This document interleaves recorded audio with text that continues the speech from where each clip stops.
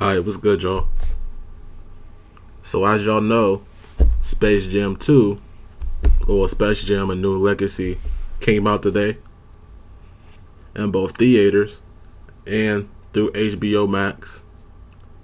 And I think you can watch it for like 31 days until they take the movie off of the streaming service. But I looked at Space Jam today, and I was looking through the reviews, and Space Jam ain't really doing too good. It's not really doing too good. So Uncut Hoops made a video about why people, well, the real reason people hate Space Jam. He's going to talk about it, and I'm going to chime in.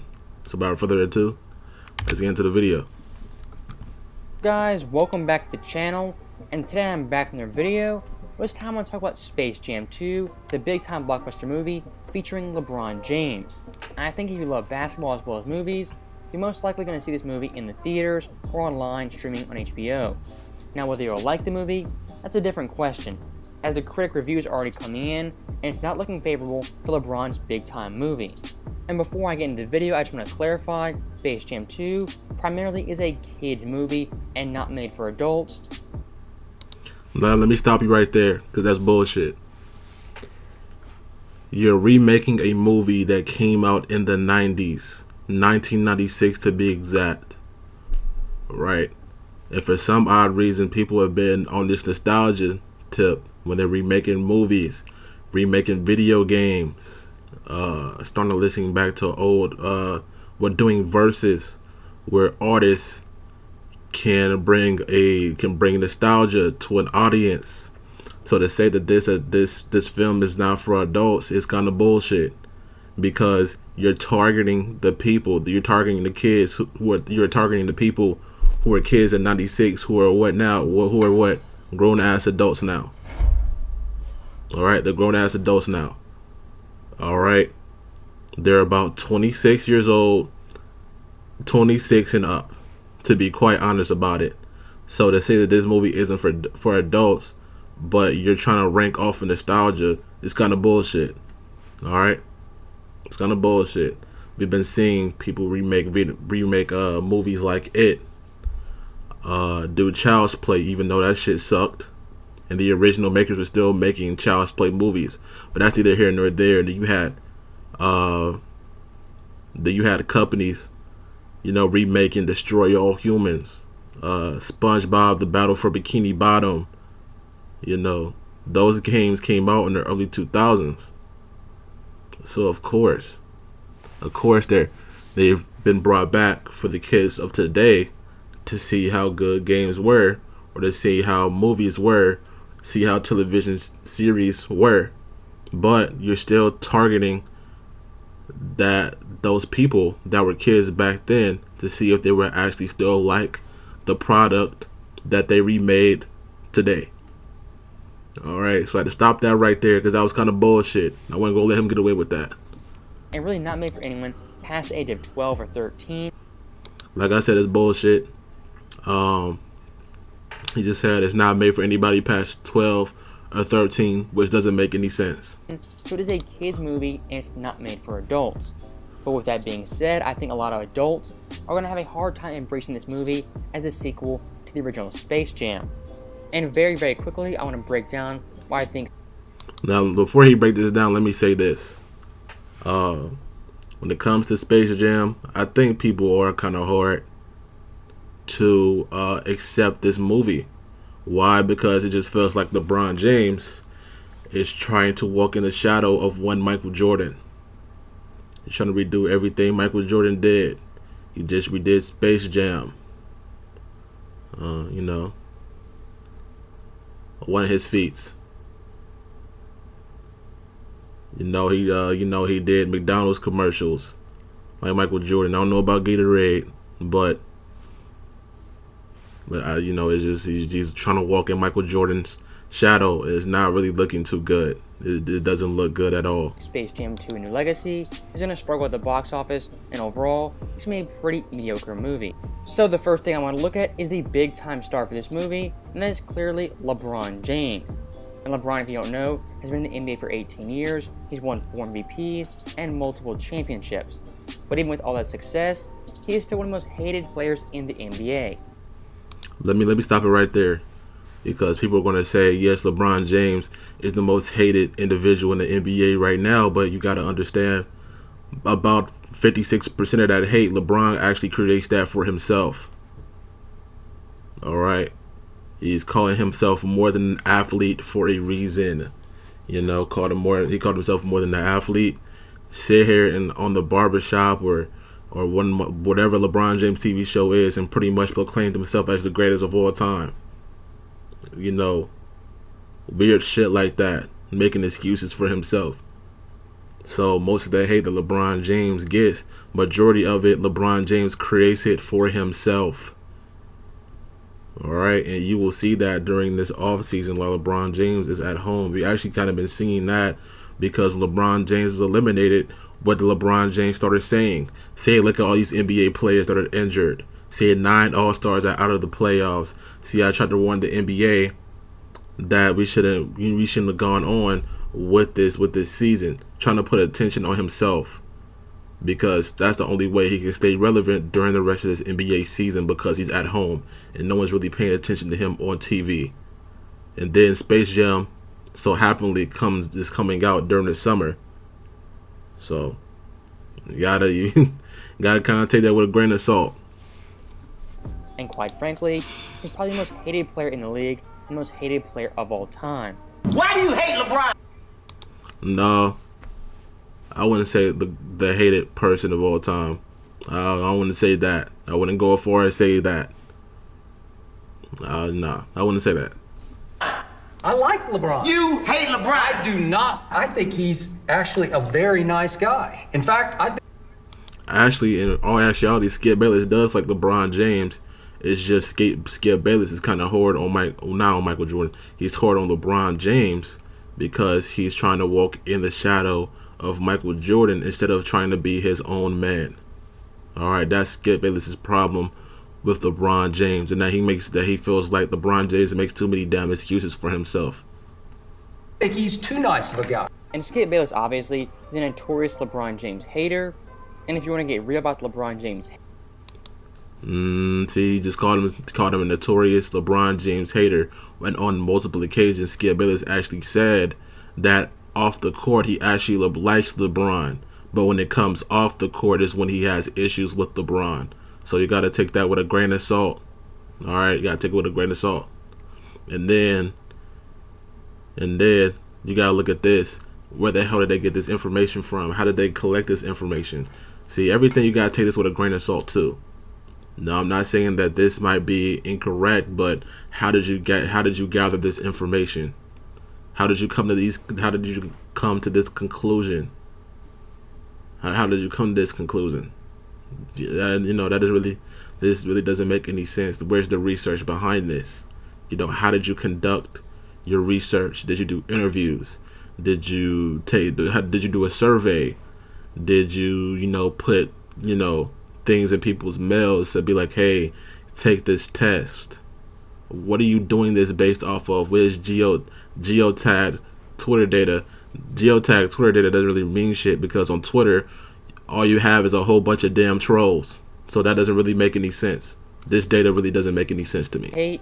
According to a Geo Twitter poll, he's the most hated player in the NBA in 26 different states. So having that guy headlining your movie could definitely be a problem. And I think when you contrast LeBron James going into Space Jam 2, being the most hated player in the league, with Michael Jordan back in '96, who was loved and admired by the majority of NBA fans. See, he said majority of NBA fans, when in reality Michael Jordan was getting a whole bunch of hate as well.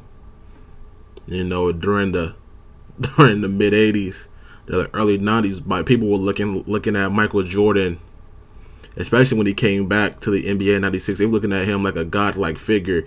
Sorry for the people that were religious. I'm religious as well, but people were looking at Michael Jordan like he was like the second coming of Christ or something. All right, so the media would try hard to find different things to be like, hey, look, this man is human just like us. That's when they started bringing up his gambling debts. And that kind of escalated up when his father had passed away. You know, gambling debts. You know, not backing.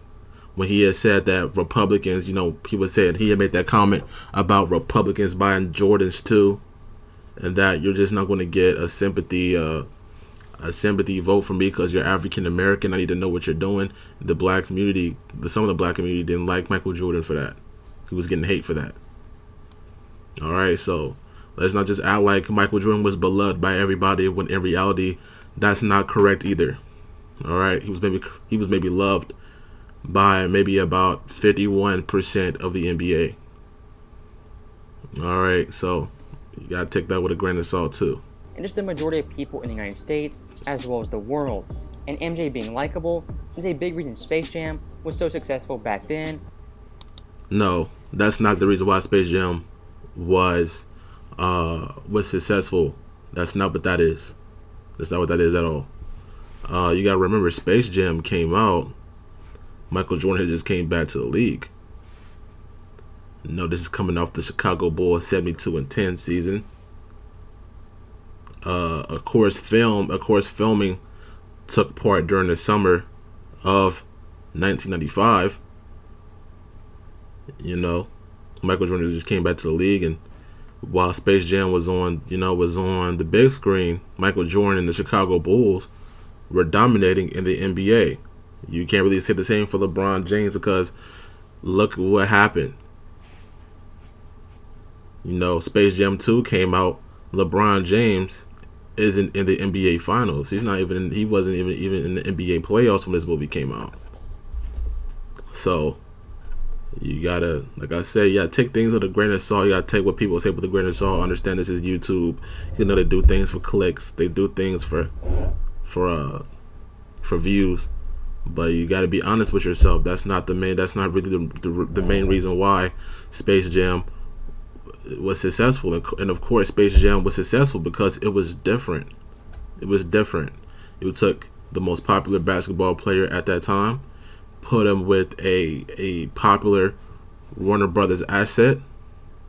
And at first, Warner Brothers didn't even want to do that because they thought that the image of the Looney Tunes would be changed forever, and they didn't want that. They didn't want that at all. So when they did it, it was a huge success, and it created a resurgence for the Looney Tunes. Then they started doing shows, started redoing like Looney Tunes shows, the Baby Looney Tunes and things like that. So, And why it's been successful for 25 years. So once again, LeBron James, 25 years. Let's run that back a little bit. Back then, and why it's been successful for 25 years. So once again, we gotta run it back a little bit more. And MJ being likable is a big reason Space Jam was so successful back then, and why it's been successful for 25 years. So once again, LeBron James hate, I believe, could be a big reason this movie tanks, because a lot of these fan reviews are done online, and people can simply one-star the movie and just tank the overall rating. No, that's not it at all. No, that's not it. No, that's not it. Before I get into this deep hole of this video, people are probably going to say, well, you're just saying this with nostalgia glasses on. You got to understand, when Space Jam came out, it was in 1996. I wasn't even born yet. All right, I didn't watch Space Jam until I was about 14 years old in 2014. I didn't know anything about Michael Jordan until I was about 12, 13 years old. I knew about the Jordan shoes, but I didn't know about Michael Jordan, the player. All right, so I grew up watching Kobe. I grew up watching LeBron. I got to see Allen Iverson at his tail end of his career, Tracy McGrady in the tail end of his career, Paul Pierce, Kevin Garnett, Ray Allen, big baby Glenn Davis, Rasheed Wallace, you know, Shaq when he was wrapping up his career when he had all those injuries. You know, I was watching Rudy Gay. You know, I was watching these players. So you can't necessarily say, he's a 90s baby. You know, he just said that because the 90s believed that whatever they believed was the greatest shit ever, when in reality, no, that's not it. That's not it at all. Now, also one reason I think Space Jam 2 won't be as successful is just common sense that sequels don't do as good as the original movie. That's actually incorrect. That's incorrect. That is incorrect, sir. Let's take sequels for an example. Let's talk about Batman, and then the second Batman movie, Batman Returns, not the one in 2000. We're talking about the one that came out 80s, 90s. That movie actually did good because it was a good movie. Let's talk about Spider-Man 2 that came out after Spider-Man in the 2000s. That movie did good as a sequel because it was a good movie. And if you want to go back to Teenage Mutant Ninja Turtles that came out in the 90s, Teenage Mutant Ninja Turtles Secret of the Ooze was a good movie and was successful as a sequel because it was a good ass movie. So let's not sit here and talk about how sequels are always worse than the first movie when in fact that's a lie. There have been movies that the sequels were bad but not as good as the first movie. You know, like Happy Feet 2. You know, I just think Happy Feet 1 was a better movie. But let's not just sit here and just say, oh, it's an overall consensus that sequels to a movie aren't as good as the first one, and because that's a damn lie. And taking into account Space Jam was made 25 years ago, and it's all that time to build itself up into a pop culture icon with tons of iconic moments. It's going to be very hard for LeBron's Space Jam to reach that level, let alone...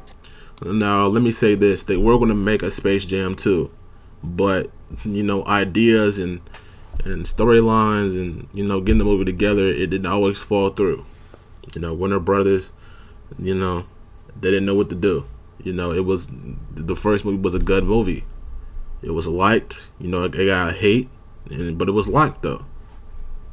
They just didn't know what to do with it, and they were teasing on doing Space Jam with Blake Griffin. You know, there was some rumblings that Kobe Bryant was going to do it before he retired and other things like that. You know, Blake Griffin was like in a Foot Locker commercial with the Toon Squad jersey on, you know, with Bugs Bunny in it. You know, so they've been trying to do the movie for a good while. All right, and I'm not gonna talk about why I believe Space Jam is not a good movie. Space Jam 2 is not a good movie. I'm gonna actually wait until the end, or like towards the end of the video that of Uncut Hoops have put together for us to watch. Top it. And if you follow basketball closely, you know LeBron James has been getting compared to Jordan basically since day one, since he was a rookie. And I think this movie, in a weird way, is a microcosm. That's correct. You know, LeBron James was getting compared to when Michael Jordan, you know, they were calling LeBron James the chosen one. You know, LeBron James got the chosen one tattooed on his back. You know, before that, they were actually getting ready to crown Kobe Bryant as the successor of Michael Jordan. But then LeBron James came in the league. You know, city of Akron, came over and, you know, took the league by storm. Then, you know, then LeBron James started trying to compare himself to Jordan. So yes, the media was comparing him to Jordan, because what people don't realize is that if Michael Jordan is the standard of what the greatest NBA player in the league, a player who last played the game of basketball in good shape during 1998, which is pretty much about 20, almost damn near going on 30 years ago, and we're going to say that this is the epitome, this is the excellence of the NBA, instead of crowning a new player as that's going to be a problem. All right, because then we're going to be like, well, why aren't these good players? If technology has advanced, the game has advanced, you know, medicine has advanced, you know, how we take care of our bodies has advanced. Why is an old player like Michael Jordan still the ceiling of greatness when we talk about NBA players? So keep that in mind. LeBron's career. He is once again trying to be Michael Jordan, and trying to be Michael Jordan is basically an impossible feat. And you see, like I said earlier, see, LeBron James is trying to walk in the footsteps of one Michael Jordan. And I think it was actually in 2016 when he actually had won that championship against Golden State that he said he was chasing the ghost of Chicago. So who the hell was he talking about? Was he talking about Bob Love? No, he wasn't. He wasn't talking about Bob Love. He's talking about no, he wouldn't say Derrick Rose because Derrick Rose ain't no ghost in Chicago. You talking about Scottie Pippen? Horace Grant? Who the hell is Bill Wellington? Who the hell are you talking about, LeBron James? Talking about Michael Jordan. You can never be successful at, as Jordan for basketball standards is basically perfection. And see, like I said earlier when I said that the league is not good for Michael Jordan to be the ceiling of perfection of what a basketball player in the NBA should aspire to be, who played in the game at a high level 30 years ago. All right, so he's kind of making my points for me. even if LeBron comes close, he's not going to reach that level of greatness. And once again, that's the theme of LeBron's career, getting compared to Jordan and always being cut down by those comparisons. So Space Jam 2 in a weird way is almost an analogy of LeBron's career, as once again, he's being compared to Jordan and trying to live up to his expectations. No, it's not the fact that he's being compared to Michael Jordan and he's doing Space Jam 3 to live up to everyone's expectations. It's because LeBron James has put it in his mind, if I want to put myself over Michael Jordan, then I can't really beat him as far as an overall better player. So I'm going to have to overshadow him by doing things that he once did. All right, and it started in 2018 when he had played all 72 games for the Cleveland Cavaliers. And people were like, "Whoa!" Like I don't, all of a sudden, LeBron James was playing 82 games out the season. Yeah, that's kind of Jordan-esque, because LeBron James at that point rarely played all 82 games in the season. Because sometimes he would take breaks, and talk to his scientist, allegedly. I'm not gonna I ain't gonna start no rumors. I'm gonna say allegedly he's going to see his nutritionist, his scientist, whatever the hell he needs to see, and he took breaks, so to go see them. So he already pretty much said that, and then he started saying that's when he proclaimed himself as the GOAT. Because remember, no NBA player in the history of the game self-proclaimed themselves as the GOAT. We say how do we define who the GOAT is? It's not by the players, but it's by the people, by the fans. We proclaim who the greatest of all time is, not the players themselves proclaiming who the greatest of all time is. And you could say, yeah, Muhammad Ali called himself the greatest of all time, but no, that's actually not it. Muhammad Ali was calling himself the greatest of all times because he felt like he was the greatest. And Muhammad Ali could prove that because boxing is a one-on-one competitive sport, when basketball is a 5-on-5 competitive sport. All right, it's two different. It's two different sports. And just like on the court, LeBron James, he is great, but he's never truly going to fill Michael Jordan's shoes. Now, the last thing I have to say about Space Jam 2 is that I think it was made too late. I think this movie should have come out about 10 years ago. I do believe that this movie came out a little too late, but I don't think that's the main reason. I don't think that's the main reason why this movie wasn't that good. I don't believe that's why. Like I said, I'm going to talk about that later. I'm not going to talk about that right now. And they were teasing it for the longest time. They had numerous commercials and shoe ads, always teasing Space Jam as an upcoming movie. Oh, brother, you need to... See, that's the commercial I was talking about. That Bugs Bunny and Blake Griffin Jordan commercial that I talked about. Some of these, a lot of these. Oh, and one of these. Blake Griffin? What'd you expect? Elmer Fudd? That joke again. And we basically got Let's see what I tell y'all. What did I tell y'all? teased little commercials like that for close to 10 plus years, and Space Jam was always rumored to be coming out. And I think back in the 2010s, that would have been the perfect time for Space Jam to actually have a sequel, or I think now in 2021 it's a little bit late, and 25 years later, Space Let's Jam let's actually have a sequel. I think Some of these, a lot of these. Oh, let's go back because he had said something that I didn't really catch at first. and Hold one on. of these. What'd you expect? Elmer Fudd? That joke again. and we basically got teased little commercials like that for close to 10 plus years, and Space Jam was always rumored to be coming out. And I think back in the 2010s, that would have been the perfect time for Space Jam to actually have a sequel. I think now in 2021, it's a little bit late, and 25 years later is definitely pushing it for a sequel. And in my own Okay, so he pretty much said that he believed that a sequel to Space Jam should have came out in 2010s. What was, you know, that's kind of understandable. I can understand that, because coming out in 2010 as opposed to 2021, damn near 30 years later, you know, that's not really, not really good, not really good. So I can understand his reasoning by personal that. opinion, I thought Kobe growing up, he actually was in Space Jam 2 and a lead for that movie. Look, Kobe would have been a little bit better, because at least Kobe is is admitted to want to be like Jordan, imitating Jordan, doing his jump shot, doing his fadeaway, and rest in peace to Kobe Bryant. Rest in peace to Kobe Bryant. We really lost a good person, but Kobe would have been good in that role. He would have been good in that role. He was Jordan-like. Playing LeBron James in this sequel, it didn't really make sense to me. It didn't really make sense.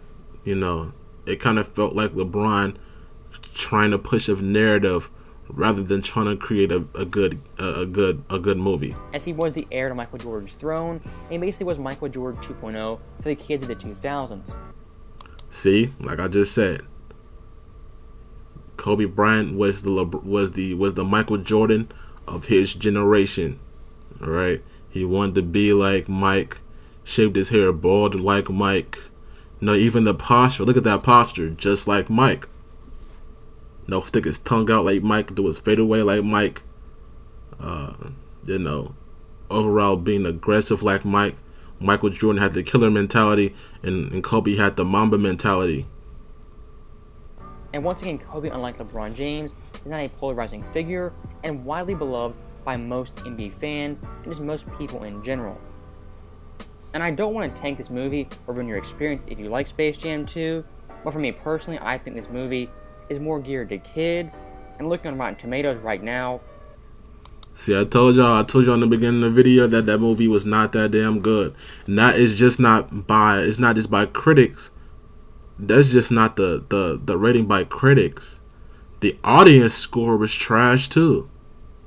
So the tomato meter is made by critics who saw the movie earlier. The audience score is by the people who actually saw the movie on launch day, or pretty much saw it either in the theaters or saw it on HBO Max, which you can see it for about 31 days.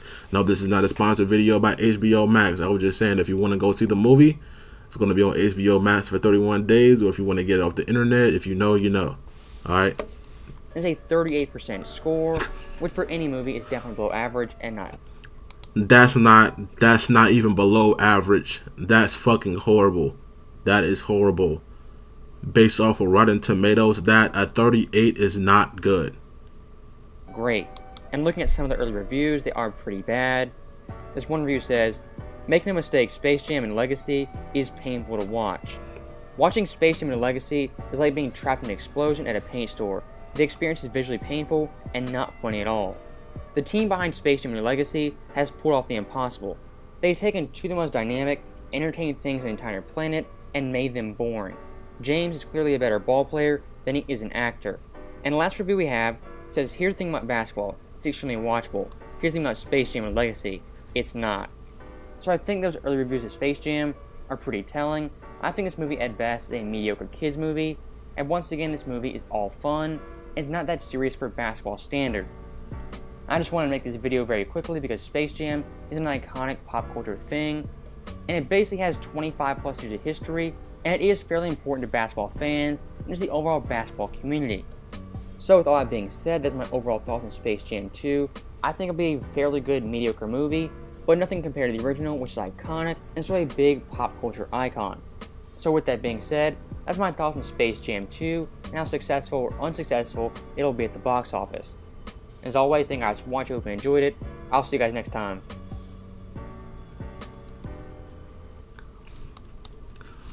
You know, shout out to Uncut Hoops for the video. If you want to watch that video, I'm gonna put the original link to that video in the description box alone. Well, in the description box below. So here's my review for Space Jam: A New Legacy.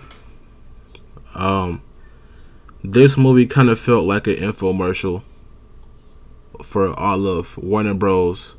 Intellectual properties and intellectual assets. I'm gonna tell you why I believe this. Throughout the whole movie, you have a whole bunch of references to other movies. You have a Pulp Fiction reference. You have a Wonder Woman reference. You have a Justice League reference. You have a Game of Thrones reference. Especially when in the movie, I don't want to spoil it for y'all, when LeBron James and Bugs Bunny were recruiting players, they had to pick up the Looney Tunes from different universes within Warner Bros. Universe. You know, they had to go pick up Porky Pig and Donald Duck from the Justice League universe, the cartoon. You know, you had to pick up Granny and Speedy Gonzalez from the Matrix, from the movie The Matrix. They had to go pick up I forgot what his name is, the chicken. You had to go pick him up from Game of Thrones. You know, so they made, you know, and they would like either recreate scenes or they would just do new scenes to the movies that were already there. And I was just like, okay, I see what y'all doing. I see what y'all are doing. You know, not only is LeBron James trying to push this narrative about being the best basketball player in the world, well, in history, not even the world, in history. But you have HBO Max trying to push their products in our face as well. And that's not a good look. All right? That's not a good look at all. This movie just does a tad bit too much. It does a tad bit too much, especially in the beginning when LeBron James was a kid and he was 13 years old. And this coach is pretty much lecturing him about not being focused on the game and playing video games on his Game Boy that he had just gotten from his friend. He was talking about you over here playing games, but you need to be focused before you even get to the gym.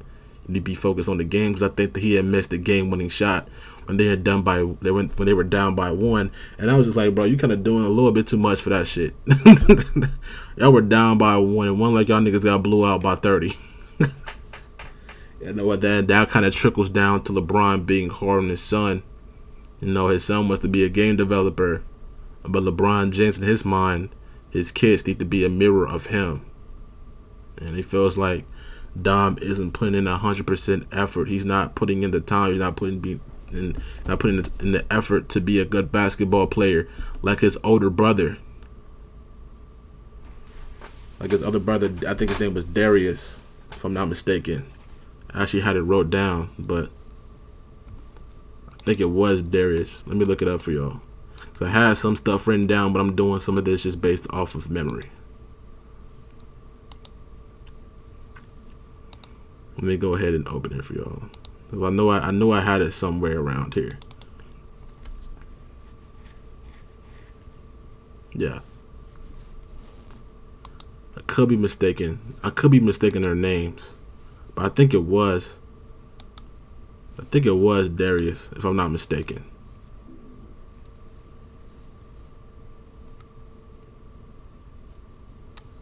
The hell? Tripping.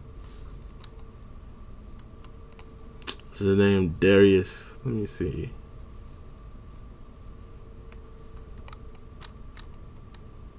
Yep, his name was Darius. His oldest son was named Darius. His youngest son was named Dom, and like I said, Dom was trying to be a game developer. You know, he would play basketball for fun. You know, he played for fun against his brother, but he really wasn't taking basketball that serious. LeBron doesn't like that. You know, LeBron doesn't like that shit at all. He's like, bro, if you're gonna be out here playing, bro, if you're gonna be out here on the court, you're gonna have to put in the time and the effort to be a basketball player. You know, and that causes a resentment between father and son, and because in reality you're trying to make him become something that he doesn't want to be. You want him to you know, walk in your shadow, just like you're trying to walk in Michael Jordan's shadow. But to each his own. You know, everybody can't be in the NBA. Everybody can't play basketball. So LeBron James, you know, in this movie you can actually see that LeBron, you know, isn't a good father. And you might be saying, damn, that's kind of fucked up. But even LeBron James in the movie called himself a bad father, for not getting to know Dom on a personal level, you know, not wanting to, you know, not really figuring out what his dreams, his aspirations, that he wanted to be a video game developer, and that he even developed his own video game. Right, and LeBron James is trying to get Dom to play in a basketball camp, but in reality, Dom was trying to go to an E3 camp with a whole bunch of video game developers. So that's on that. Then, you know, LeBron comes to this room, you know, after his speech that his wife had given him, is saying like you're kind of being a little bit too hard on Dom. You know, you kind of need to, you know, slow it down. You need to kind of get to get to know him, get to understand him on his level. You know, everybody can't be LeBron James. No, so he goes in this room. You know, he had you know, he saw that his son had developed a game, and Darius gets mad because there's a glitch in the game that forced his whole game to crash. And LeBron pretty much says that, you know, if you have they have the passion for it, you know, you have to strive for it, then, you know, do what you want in life. You know, if that's what makes you happy, then go for it. Even though LeBron still wants Dom to be a basketball player and not really fully understanding his son. So LeBron gets a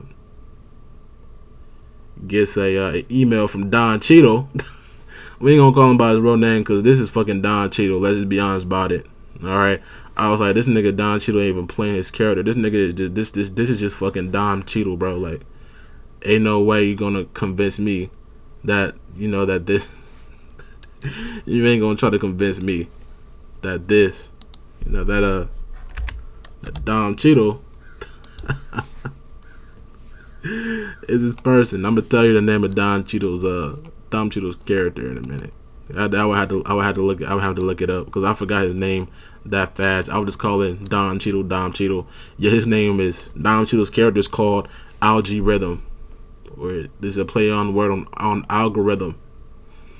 Pretty much Don Cheadle controls all of Warner Bros. Intellectual properties through different servers. So if he want to take the Looney Tunes out of Tunes Land, he can. You know, if he want to do a few changes on a few things, he can. And Don Cheadle gets the idea of LeBron James partnering up with Warner Brothers to do a project, you know, so they can get Michael Jordan's likeness to do all these movies, different movies on Warner Brothers different intellectual properties. See, the intellectual properties comes back up again because they're trying to get LeBron James to do a Batman movie, you know, I think a Superman movie, all these different movies. And LeBron is just like, you know, this is cool or whatnot, but this ain't me.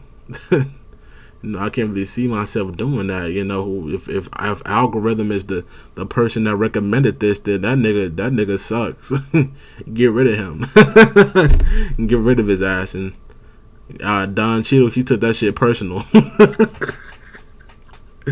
Don Cheadle takes that shit personally. He's like, who the fuck are you to deny me? I got something for you. I got something for your ass. So what Don Cheadle does is that he plays off of the rift and the tension that Dom has for LeBron. Alright, and he plays off of that. He sees Dom as someone, who is a genius, but he can easily manipulate. He feels like Don Cheadle can manipulate Dom because of the frustration, not necessarily the hatred, but the frustration that he's having with LeBron, his father LeBron. So he uses that to his advantage. All right, they all go down to the web servers and of Warner Bros. And Dom is pissed, trying to get away from LeBron James, and Don Cheadle captures him, and LeBron is looking for him, and Don Cheadle ends up capturing LeBron too. And he was like, I'm algorithm. I'm the person who actually recommended that you do, who sent the emails, who even did the whole presentation about you doing these movies with all these different intellectual properties, and you rejected me. You said that I was dumb. You said that I was stupid.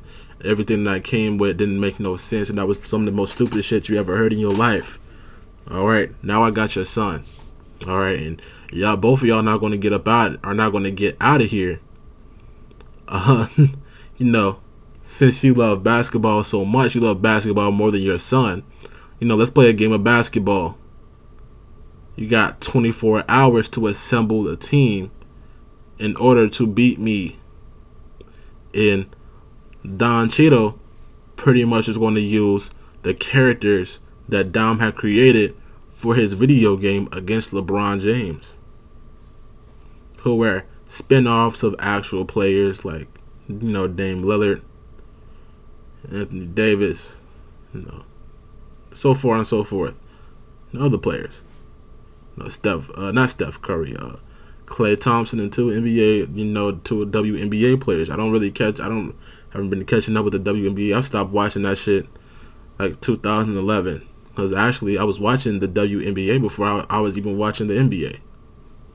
So, when I was young, like 5, 6, 7 years old. And I started to love the NBA when I was 9 years old. So, Don Cheadle just like, send this nigga to the rejects. And he that's how he gets into Toonland. But the only person that's there is Bugs Bunny, because Don Cheadle before this time had convinced other Looney Tunes characters that they're more than just Looney Tune characters, that they should be branching off and doing their own separate things, not just doing the same damn thing and the same damn result every single day of their lives. And that's when when I brought up earlier that when LeBron and Bugs Bunny was getting their team together, was assembling the Toon Squad, that he had to go get them from all of Warner Bros. Different intellectual properties, all their intellectual assets. Like I said, Daffy and Porky Pig when the Justice League, the cartoons. Lola Bunny, she was doing a trial, the Amazon trials, in Wonder Woman. Speedy Gonzalez and Granny they were in the Matrix. They were in the movie The Matrix. I forgot the chicken guy. I forgot what his name was, but he was in Game of Thrones. It just kind of just felt like one big ass infomercial for HBO Max. It didn't really feel like a Space Jam movie. So they get their team together. Don Cheadle is like, in order for LeBron to actually understand who you are as a person, who you are as a human being, you got to be him in his own game. You got to be him in his own game. So in Don Cheadle's mind, he already knew that Dom created this game, and he was going to use the characters that Dom created against LeBron James, and he was going to turn them up to about 100. He even gave Dom some abilities to go against LeBron. All right, so LeBron has their team, and in the beginning, you can actually see that LeBron is trying to force the Looney Tunes into becoming, becoming something that they weren't. They were not. Just like his son, he was trying to make Dom someone that he did not want to be. All right, they were all together with LeBron so that LeBron could save his son, but LeBron was kind of demanding perfection from them, to be perfect basketball players for them, when in reality they're not perfect basketball players. They're perfect Looney Tune characters, and they had to do things their own way in order to be successful. All right, so but LeBron was kind of pushing them to be that, and I'm going to talk about that when I start talking about the actual game itself, the actual basketball game, because we're going to get to that in a minute. So Don Cheadle, gets Dom's characters, put them, blast them up to 100. Like, let's go play. Pretty much pitting father against son. Don Cheadle has sent invites to all of LeBron James followers on Twitter and Instagram, on social media, wherever the hell it was. And through the invitation is how they got sucked into being part of the crowd. And then other like I said, Warner Brothers intellectual properties were part of the crowd too, like the Hanna-Barbera assets, King Kong, The Matrix, all these damn intellectual properties. Like everybody, they had a whole bunch of people cosplaying the characters. Then you had a whole bunch of, you had two guys cosplaying an agent from The Matrix. You had King Kong in the crowd, and Don Cheadle makes a King Kong reference. He said, "King Kong ain't got nothing on me." I don't know if that's a Warner Brothers. If that's a Warner Brothers asset, I would have to look that up. I don't think Training Day is, but I would have to look. I would have to look at it. I wouldn't be surprised if it was when they made that. If they made that reference. So LeBron gets the team, and the venue is actually the game that Dom created. Actually, no, they were actually in Toon World. I'm lying. They were in Toon World. But the premises of the basketball game was based off of the game that Dom had created. So the Toon Squad and LeBron James is just thinking it's going to be a regular ass basketball game. But Don Cheadle was like, nah, nah, bro. In order for your son to beat you, he's going to beat you at his game. So if you're going to be victorious, you have to beat him at his game. All right, and Don Cheadle has said, if LeBron James doesn't win, he's going to be stuck here forever. And Daffy Duck, he made a slick ass comment like, at least we're stuck here. And then Don Cheadle said, and if y'all lose too, I'm just going to delete the whole Looney Tunes, and everybody just was like, come on, nigga, like you really had to open your fucking mouth. Like, come on, bro, you should have just shut the hell up. That stuff. And then also he said that his family was going to be stuck here. Everybody that's in the venue would be stuck here. They would not be able to go back home. Don Cheadle pretty much has the advantage because remember, this is Dom's version of basketball. This isn't a modern day version of basketball, and this is one of the problems that I have with this movie is that they're not playing traditional basketball. They're playing a one-up version of basketball, which I did not like at all. Like, it's good for storytelling purposes, but I didn't like this. I didn't like it. And Dom had the advantage because he knew his game. He knew the ins and out of his own game. So if I'm not mistaken.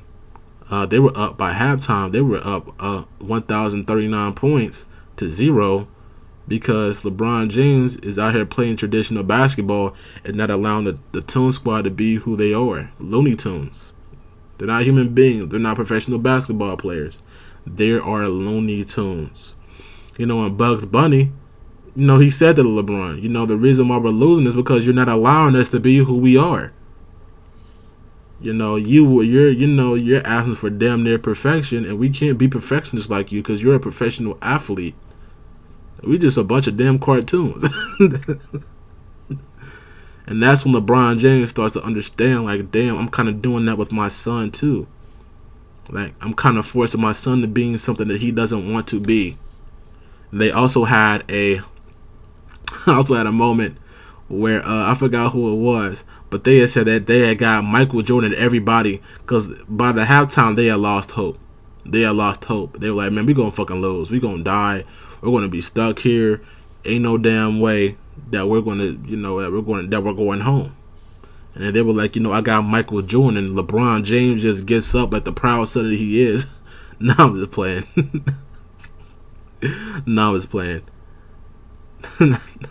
Gets up thinking that Michael Jordan was here.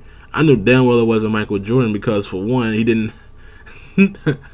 Michael Jordan, they started with a shadow, and the head didn't even look like Michael Jordan. You know, he was, you know, the person that they brought in was too skinny, and then they were bringing he was wearing the Fear of God Nikes, and I was like, I know damn well this not Michael, because Michael ain't wearing no shit like that. If Michael coming in, he coming in with like a suit and some dress shoes, you know, the hoop earrings, maybe a cigar, or he's coming in with the Jordans, some shorts, and a jersey. I knew damn well that wasn't Michael Jordan. They had brought in Michael B. Jordan. They had brought in Michael B. Jordan, and they were like, "Oh damn, we thought that, you know, Michael Jordan, you know, he had aged like fine wine. We sorry, my bad, sorry." So that was funny. That was a Space Jam reference, but throughout the whole movie, they're making a whole bunch of references to the original Space Jam. Like, they had the original original Mean Team with all the aliens. For some odd reason, I don't know why the aliens weren't involved in this movie, because they were part of Looney Tunes. You know, they were kicked. They left Moron Mountain to be in the lands in the Looney Tunes. So I was confused. I thought they would play a bigger role in this movie as well, but they didn't. What else? So yeah, they're playing a level up, a 1-up version of basketball, which isn't traditional basketball. It was kind of like for real, but I could understand it. I can't understand it from a storytelling and a storyline standpoint. So, you know, Lola ends up telling LeBron, like, yo, like, we're losing this game because you're not allowing us to be who we are. Like I said earlier. And LeBron's just like, you know what, you're right. I haven't. I've been wanting y'all to be a reflection of me, but I'm not allowing y'all to be who y'all want to be, who y'all were destined to be, and who y'all are. Y'all are Looney Tunes. You're supposed to be doing Looney Tunes shit. So, they come in from the half.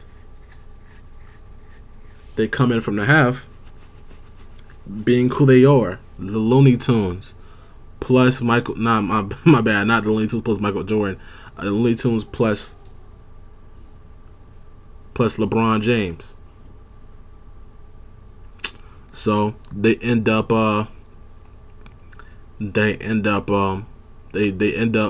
catching up. I think it was like 1,000. I think it was like 1,000. It was like 1,039 from the Goon Squad to 1,000. Just being themselves, playing the game of basketball how they want to play it. And then what else? What else happened? Then they had brought in Dame Time. Pretty much Dame Time is Damian Lillard.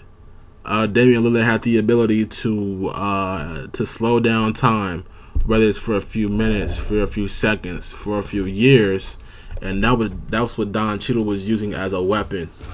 And later in the game, if I'm not mistaken, Granny, you know, it was like, yo, sub me in because I'm tired of this nigga. Like I'm tired of him. I'm thinking they actually brought in Dame Time. I think before the second half, because they're like, you know what, let's just finish these niggas before the second half even starts. They brought in Dame Time to literally destroy him, and then Don Cheadle sees that the game is getting out of hand and that LeBron James figured out a key to their success. He brought in Dame Time again, but Granny said, you know what, fuck that, sub me in, and pretty much stopped Damian Lillard. And what she did was that she actually was doing she was doing some Matrix shit in the game, in the basketball game. She was doing Matrix shit. You know, Damian Lillard was coming towards her, and she did that pull stop shit that you saw in that you would see in the Matrix. You know, it stopped him and jumped over him and turned his knob from 1 year to 100 years, which stopped Dame Time, which caused him to be old. Old and broken. So that got him at the game. And Don Cheadle is just like, you know what, fuck this shit. Fuck this. Well, losing, this nigga is mad. He's losing his temper because in reality, Don Cheadle wants to beat LeBron because of how LeBron made him feel. He made him feel like absolutely nothing. He felt like he was worthless.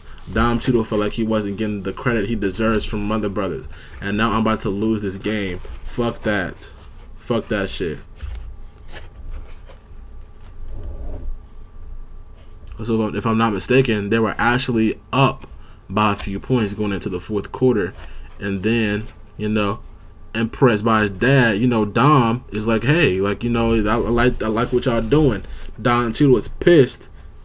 He's like, bro, like you're either with the Goon Squad or you with the Toon Squad, and he's like, I'm with the Goon Squad.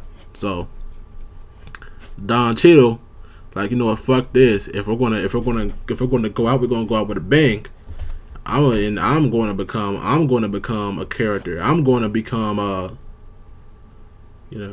I'm going to interject myself into this game, and I'm going to beat you. And then Dom Cheadle, I think LeBron had went up and shot something. I think it was Lola, and she had shot something, and Don Cheadle had put in a cheat code to make the ball go out the rim and back onto the floor.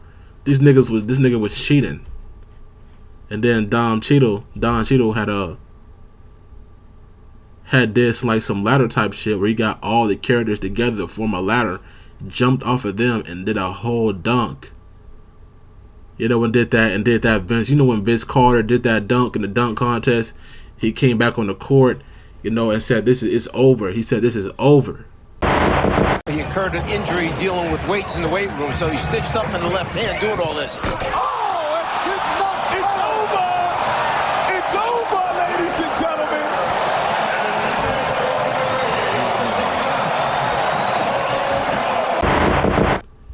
Waved his hand and said, this is over. That's how Dom Cheadle was feeling. This nigga was feeling like the second coming of Vince Carter or something. He said, bro, this is over. It's over. And Dom, and LeBron is just like, you know what, alright, cool.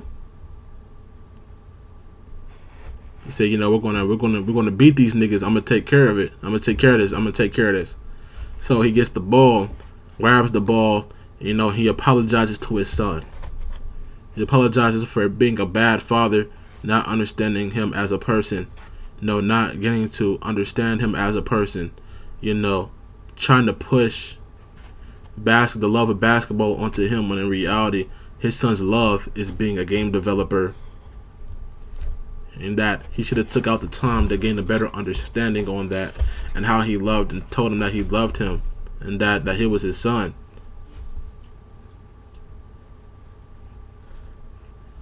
Dom was like, I love you too. This pisses Don Cheadle off because he's like, you know what? This pisses Don Cheadle off. He's like, bro, like, you fucking serious? Are you serious with that shit? Actually, no, I'm lying. That's what happened when they came in from the fourth quarter. This is actually before Don Cheadle actually became Vince Carter 3.0. Don Cheadle said, "You know what? Fuck this. Fuck this." And that's when he had he was like, "Fuck this," and that's when he became Vince Carter 3.0. And then Dom had ended up joining the Toon Squad. And you know, LeBron, not LeBron, but Dom pretty much figured out that if they were going to beat him, they were going to have to do the same move that caused his game to glitch and crash, which was a spin, which was a cross spin jump shot. You know, and you know, if they were going to beat them, it was going to crash the game. Not only would it crash the game, it would actually crash the characters.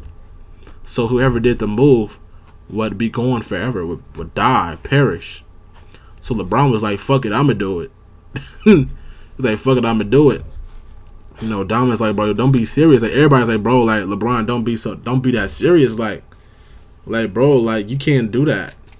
You know, you're gonna die. You know, you're bro, like you never realize, nigga, you're gonna die. But you know, LeBron James' mind was like, "Bro, if I have to, you know, die to save my son's life, then I will." So he asked for, you know, when we inball the ball, just give me the ball, right? So when that happens, LeBron is asking for the ball, but they're actually double teaming him. So Bugs Bunny gets open, does the move, he grabs the ball, does the crossover spin jump shot, and he glitches out. And I think it was like 6 seconds left. He glitches out, and people are like, "Yo, like it's not. I don't think it's gonna go in." And LeBron sees a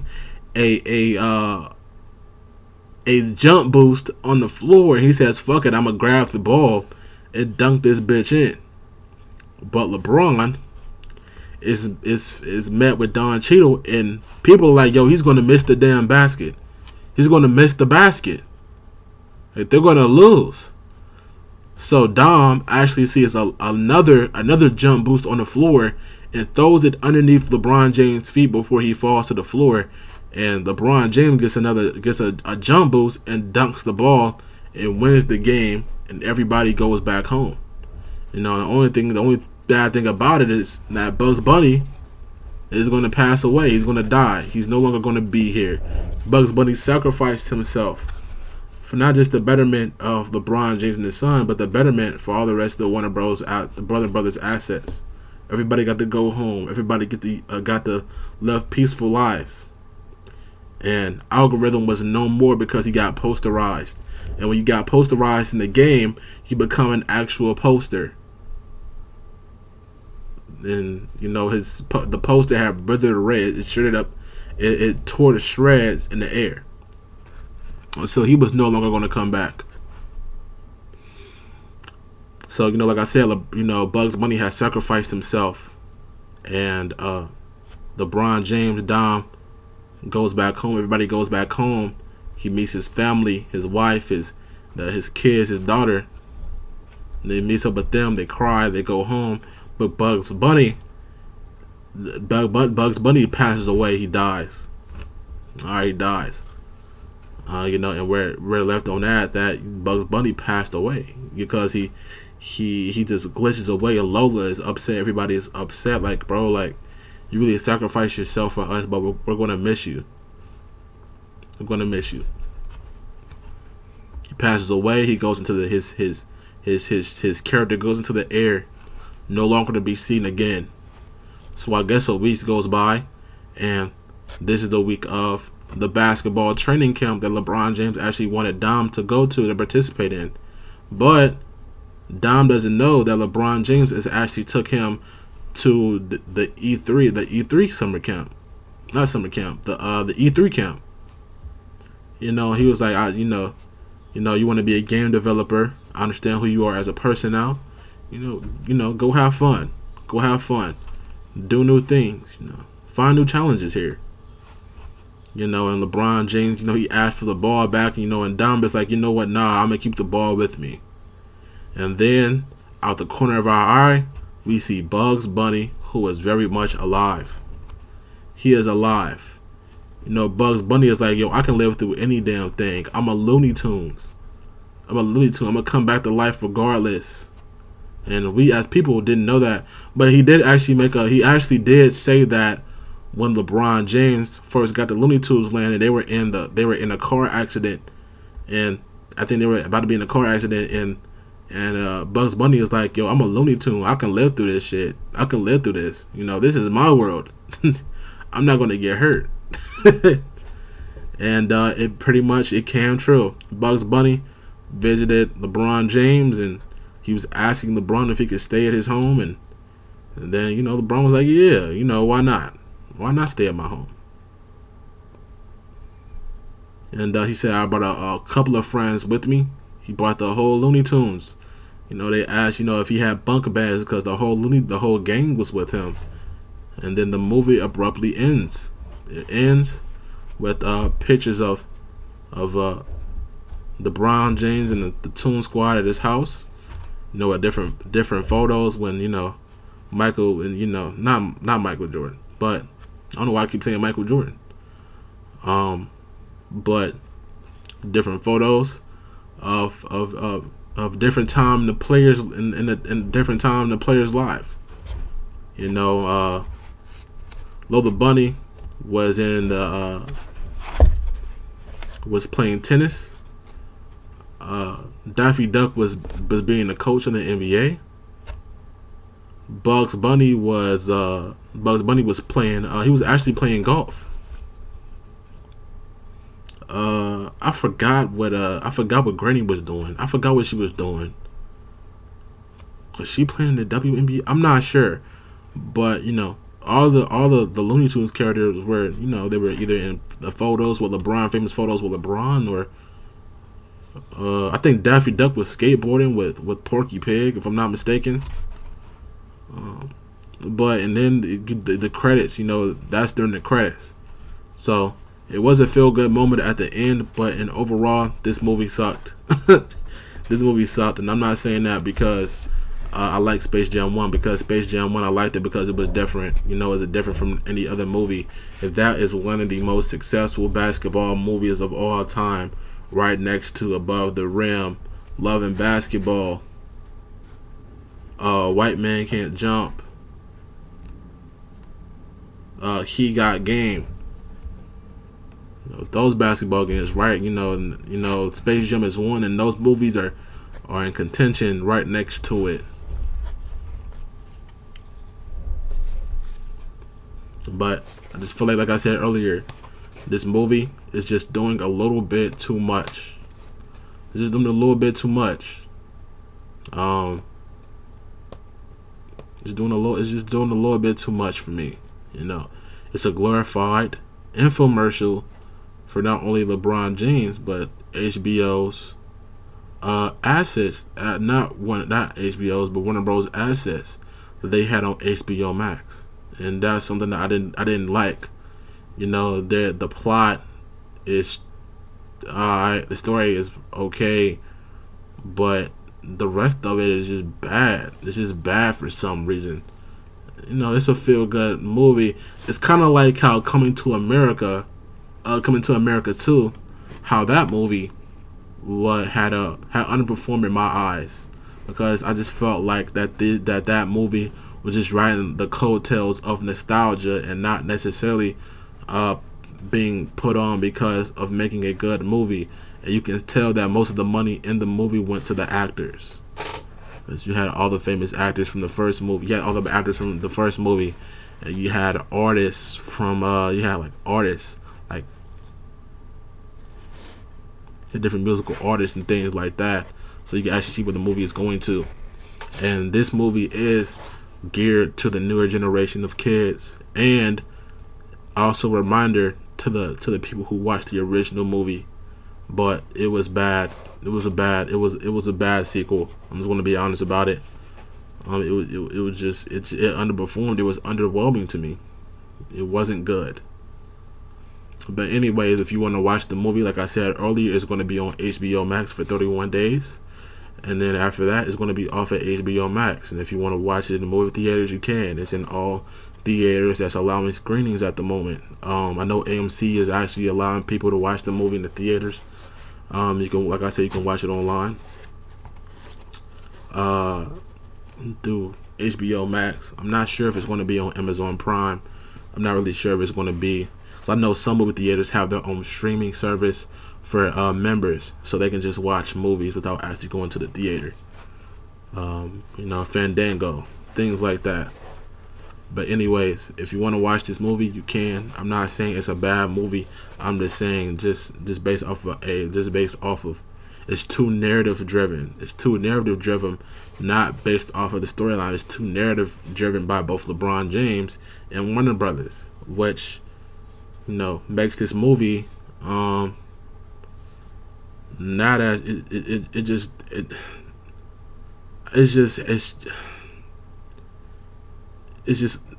it's not that good. It's not that good at all. And that 38% that we saw from the critics is, I wouldn't say it's the 38. I'll give it like maybe a 42, like maybe a 42 or a 45. But but other than that, that movie it just does too much. It just does too much, and it's just on the coattails of nostalgia, of capturing people because of nostalgia reasons. It's not necessarily putting on to make a good movie. And I'm not saying it's a bad movie, but it's just not that good.